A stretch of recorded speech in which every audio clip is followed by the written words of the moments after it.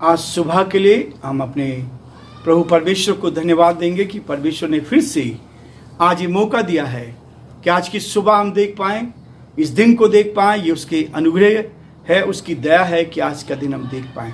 मैं आप सभी का स्वागत करता हूं, वेलकम करता हूं कि आज की सुबह हम सब इस ऑनलाइन में जुड़े हुए हैं ताकि इसके द्वारा भी हम बहुतों तक परमेश्वर के संदेश को पहुंचा पाएं। और पूरे हिंदुस्तान में अलग अलग जगह से लोग हमारे साथ जुड़े हैं। मैं आप सभी का स्वागत, आप सभी को धन्यवाद देना चाहूँगा और प्रार्थना है कि प्रभु आप सबको बहुत आशीष दे। और पिछले सारे दिनों से हम इस बात को देख रहे हैं कि परमेश्वर ने उत्तम से उत्तम आशीष हमें दी है। हमने अभी मदर्स डे सेलिब्रेट किया, लोगों ने ऑनलाइन इसको देखा। पहले हम लोग अपने कलीसिया में सारी बहनों का स्वागत करते थे, लेकिन इस बार क्योंकि सरकार की गाइडलाइंस है, उनसे उसको देखते हुए ऑनलाइन सारी सेवा की गई और आगे भी कर रहे हैं। प्रभु इस पर आशीष दे। और मैं आप सबको इस बात के लिए भी धन्यवाद देना चाहूँगा कि आपका रिस्पांस बहुत अच्छा में मिल रहा है और आप उसको सुन रहे हैं, देख रहे हैं, आगे पहुंचा रहे हैं। और मैं आपसे निवेदन करता हूं कि जब आप इसको सुनते हैं तो अपने 5 मित्रों को भी इसको भेजें और सब्सक्राइब करें। यदि आपने सब्सक्राइब नहीं किया है तो इसको जरूर सब्सक्राइब करें ताकि हम और अधिक परमेश्वर को धन्यवाद दे सकें और प्रभु की महिमा कर सकें। आज के डिवोशन के लिए प्रभु परमेश्वर से आशीष मांगे, प्रार्थना करें ताकि प्रभु का हाथ हमारे साथ बना रहे। दुआ करेंगे। जीवन की उत्तम आशीषों के देने वाले हमारे प्रभु परमेश्वर, हम आपके पवित्र सिंहासन के सम्मुख उपस्थित होते हैं। हम इस लायक नहीं थे प्रभु कि हम आपके पास आ पाते, हम इस योग्य नहीं थे प्रभु कि हम आपको पुकार पाते, लेकिन परमेश्वर आपने हमारे उन गंदे मैले प्रभु जी पापों को धो दिया, हमें शुद्ध कर दिया, हमें अपनी निकटता में रखा, अपने प्रेम का एहसास दिया और हमें इस योग्य बना दिया प्रभु कि हम आपको पुकार सकते हैं, आपको हे पिता हे अब्बा कहकर आपकी ओर निहार सकते हैं। अपनी सारी समस्याओं के लिए, अपनी सारी परेशानियों के लिए, अपने सब भाई बहनों के लिए हम प्रार्थना कर सकते हैं प्रभु। और आपने अभी तक हमारी मदद की प्रभु। उन सारे भाई बहनों के लिए हम प्रार्थना करते हैं जो प्रभु इस समय कोरोना पॉजिटिव हैं प्रभु जी। प्यारे परमेश्वर, आप उनकी सुधि ने धन्यवादित है उन सारे भाई बहनों के लिए जिन्होंने पिता परमेश्वर चंगाई को प्राप्त किया है और पिता परमेश्वर आपके बड़े हाथ को, आपके बड़ी सामर्थ को देखा है, आपकी शक्ति को देखा। उन सब के लिए हम धन्यवाद देते हैं प्रभु जी। जिन भाई बहनों ने अपनी गवाहियां दी हैं, हम उनके लिए भी आपको धन्यवाद देते हैं। उनको उत्तम आशीष दे प्रभु ताकि वो बहुतों के लिए आशीष का, आनंद का कारण बन सके और सब बातों में प्रभु आपके नाम को महिमा मिल सके। प्रियो, हम आपको धन्यवाद देते हैं प्रभु जी, क्योंकि आप हमारे महान प्रभु हैं, दयालु पिता है, विश्वास योग्य परमेश्वर है। इस प्रदेश पर आपकी आशीष हो। प्रदेश के मुख्यमंत्री अशोक गहलोत जी पर आपकी आशीष चाहते हैं। हमारे देश के लिए, देश के राष्ट्रपति के लिए, प्रधानमंत्री के लिए आशीष चाहते हैं। आप उन सबको सुरक्षित रखें। सारी महिमा आपको देते हुए इस प्रार्थना को अपने प्रभु, अपने उद्धारकर्ता यीशु मसीह के नाम से मांगते हैं। आमीन।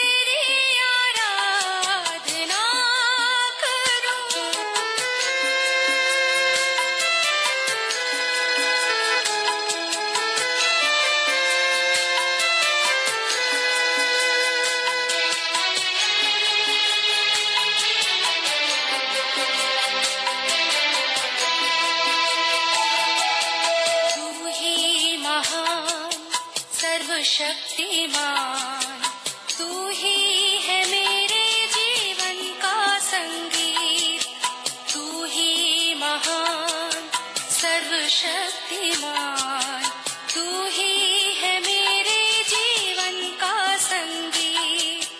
हृदय के तार छेड़े झनकार, हृदय के तार छेड़े झनकार, तेरी आराधना है मधुर गीत।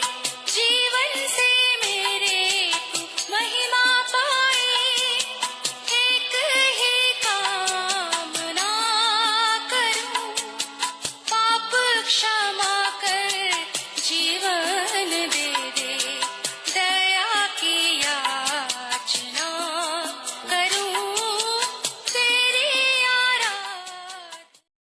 प्रभु परमेश्वर का धन्यवाद हो कि आज का एक और दिन प्रभु ने हमें दिया है कि हम परमेश्वर की महिमा करें। आज का विषय है दोष से अनुग्रह। दोष लगाना आसान है, लेकिन उसके द्वारा अनुग्रह प्राप्त होता है। कई बार लोग दोष लगाते हैं, लेकिन परमेश्वर उस दोष को अनुग्रह में बदल देता है।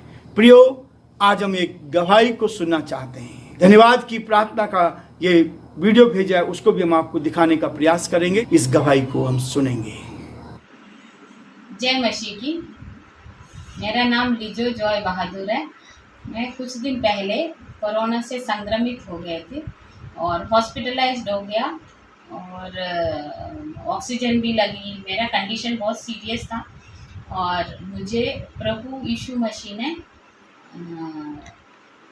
चंगा किया और आप सबकी प्रेयर, आप सब ने हमको प्रेयर में रखा और उसके कारण मैं बच के हॉस्पिटल से घर आ गई हूँ। मैं अपने परिवार के साथ और खुश हूँ। फिर प्रभु परमेश्वर को प्रभु यीशु मसीह को धन्यवाद। प्रभु का धन्यवाद हो इस सुंदर गवाही के लिए, उनके अनुभव के लिए। प्रभु ने उनको संभाला है। हॉस्पिटल में थे, वहाँ दुआ हुई, घर पे थे, दुआ हुई और प्रभु ने अद्भुत चमत्कार किया। इसके लिए हम परमेश्वर को धन्यवाद देते हैं। आज का जो विषय है, परमेश्वर हमें और अधिक अनुग्रहित करना चाहता है, जीवन देना चाहता है, और जब वो जीवन देता है तो हमें आगे बढ़ाना चाहता है। प्रियो, हम पढ़ेंगे यशायाह उसका 6 अध्याय और उसके पहले कुछ पदों को मैं आपके सामने पढ़ूंगा। पहले 8 पद वचन में लिखा है। एक राजा के बारे में बताया गया है। जिस वर्ष उजिया राजा मरा, मैंने प्रभु को बहुत ही ऊंचे सिंहासन पर विराजमान देखा और उसके वस्त्र के घेर से मंदिर भर गया। उससे ऊंचे पर शराब दिखाई दिए। उनके 6 पंख थे। 2 पंखों से वे अपने मुंह को ढांपे थे और 2 से अपने पाँव को और 2 से उड़ रहे थे। वे एक दूसरे से पुकार पुकार कर कह रहे थे, सेनाओं का यहोवा पवित्र पवित्र पवित्र है, सारी पृथ्वी उसके तेज से भरपूर है। और पुकारने वाले के शब्द से देवड़ियों की नेवें डोल उठी और भवन धुएं से भर गया। तब मैंने कहा, हाय हाय, मैं नष्ट हुआ, क्योंकि मैं अशुद्ध होठ वाला मनुष्य हूँ और अशुद्ध होठ वाले मनुष्यों के बीच में रहता हूँ, क्योंकि मैंने सेनाओं के यहोवा महाराजा धीराज को अपनी आंखों से देखा है। तब एक सराफ हाथ में अंगारा लिए हुए, जिसे उसने चिमटे से वेदी पर से उठा लिया था, मेरे पास उड़कर आया। उसने उससे मेरे मुंह को छू लिया कर कहा, देख, इससे तेरे होठों को छू लिया है, इसलिए तेरा अधर्म दूर हो गया है और तेरे पाप क्षमा हो गए हैं। तब मैंने प्रभु का ये वचन सुना, मैं किसको भेजूं और हमारी ओर से कौन जाएगा? तब मैंने कहा, मैं यहाँ हूँ, मुझे भेज। परमेश्वर अपने इस वचन के पढ़े और सुने जाने पर आशीष दे। प्रियो, यहाँ जो हिस्सा पढ़ा गया, इस हिस्से में प्रभु एक चीज को बहुत ही स्पष्ट तरीके से कहता है। जब यहाँ ये सारी परिस्थिति घटी और ये सब चीजों को देखा कि सेनाओं का यहोवा पवित्र है और सारी पृथ्वी उसके तेज से भरपूर है। ये परमेश्वर जो पवित्र परमेश्वर है, जिसने सारी सृष्टि की रचना की है, और वो चाहता है कि जिस मनुष्य को उसने अपने हाथ से बना है वो भी पवित्र बने। दोष से अनुग्रह प्राप्त होता है। प्रियो, यहां जब यशायाह ने देखा, 5 अध्याय में कहा, तब 5 पद में कहता है, तब मैंने कहा हाय हाय मैं नष्ट हुआ, क्योंकि मैं तो अशुद्ध होठ वाला मनुष्य हूं। प्रियो, जब मनुष्य अपनी गलती को महसूस करता है, जब मनुष्य अपने अपराधों को मान लेता है, तब जब यशायाह ने कहा मैं तो अशुद्ध होठ वाला मनुष्य हूं और अशुद्ध होठ वाले मनुष्यों के बीच में रहता हूं। आज चारों तरफ अशुद्धता है, आज चारों तरफ अशुद्धता फैली हुई है, आज हमारे जीवन में भी कमियां हैं, घटिया हैं। प्रभु कहता है हम उनको मान लें, और जब आप उनको मानते हैं तो क्या होता है, क्योंकि मैंने सेनाओं के यहोवा महाराजा धीराज को अपनी आंखों से देखा है। जब परमेश्वर चुनता है, वो आपको बताता है, वो आप उसको देखते हैं, आप उसको महसूस करते हैं, आप उसकी आत्मा में जब आप एक हो जाते हैं, जब आपकी आत्मा शुद्ध हो जाती है, तब आप उसको देखने लगते हैं, उसको महसूस करने लगते हैं। हर बार परमेश्वर हमसे बात करता है, हर रोज बात करता है, हर रोज बात करता है। और जैसे उसने अपने पापों का अंगीकार किया और कहा कि मैं तो अशुद्ध होठ वाला हूं, मेरे होठों से अशुद्धता निकलती है, मेरे मुंह से अशुद्धता निकल रही है और अशुद्ध होठ वालों के बीच में रहता हूं। और तभी क्या हुआ, 6 पद में लिखा है, तब एक शराब हाथ में अंगारा लिए हुए उसने चिमटे में से वेदी पर से उठा लिया था, मेरे पास उड़कर आया, उससे मेरे मुंह को छू लिया। प्रियो, यह है वास्तविकता। परमेश्वर के चरणों में जब हम अपने अपराधों को मान लेते हैं, परमेश्वर हमें अनुग्रह कर देता है, हमें छू लेता है, हमारे होठों को छू लेता है और उससे कहा, देख इसने तेरे होठों को छू लिया है, इसलिए तेरा अधर्म दूर हो गया है और तेरे पाप क्षमा हो गए। प्रियो, जैसे ही पाप क्षमा होते हैं, वैसे ही परमेश्वर हमारे जीवन को शुद्ध और पवित्र कर देता है, हमारे जीवन को आनंद से भर देता है।